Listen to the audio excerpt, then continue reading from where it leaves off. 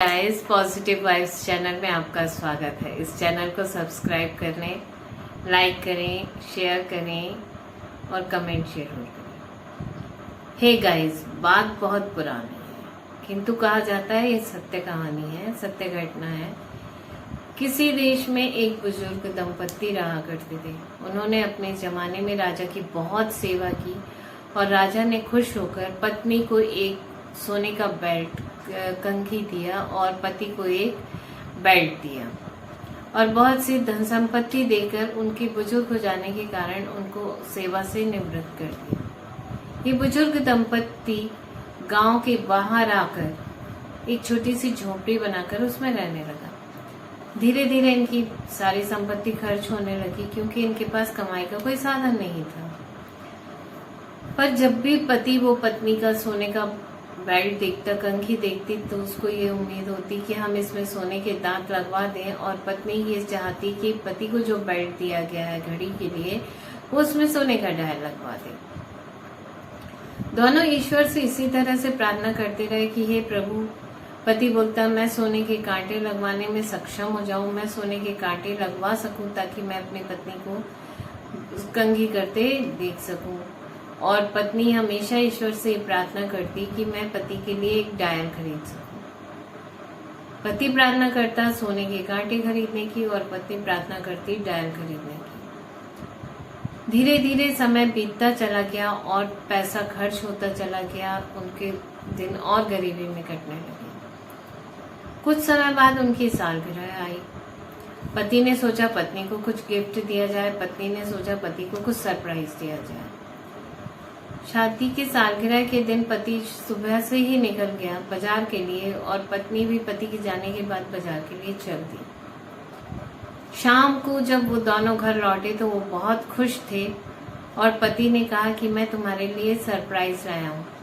पत्नी ने कहा मैं भी तुम्हारे लिए सरप्राइज लाई हूँ।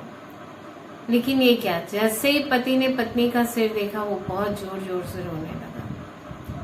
पत्नी भी घबरा गई। फिर पत्नी ने देखा कि सोने का बेल्ट भी गायब है। बहुत देर बाद जब वो दोनों चुप हुए तब उनको ये समझ में आया कि पत्नी ने अपने बाल बेच दिए थे सोने का डायल खरीदने के लिए और पति ने बेल्ट बेच दिया था सोने के दांत खरीदने के लिए।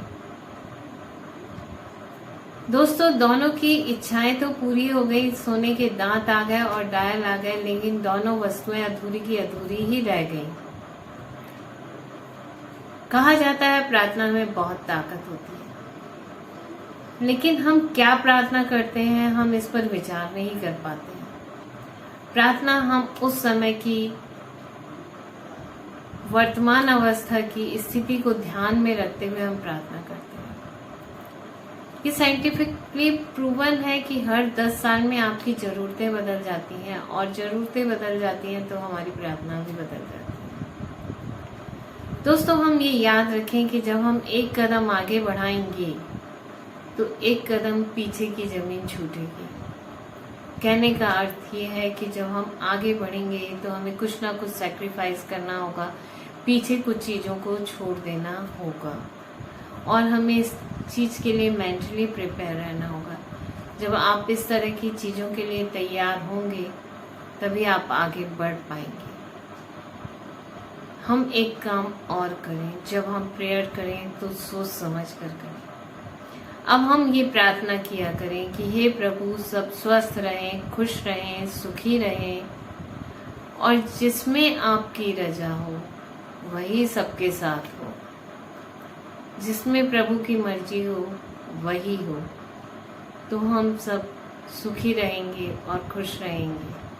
चलिए, इसी के साथ हम फिर मिलेंगे नेक्स्ट वीडियो में। तब तक के लिए सी यू, टेक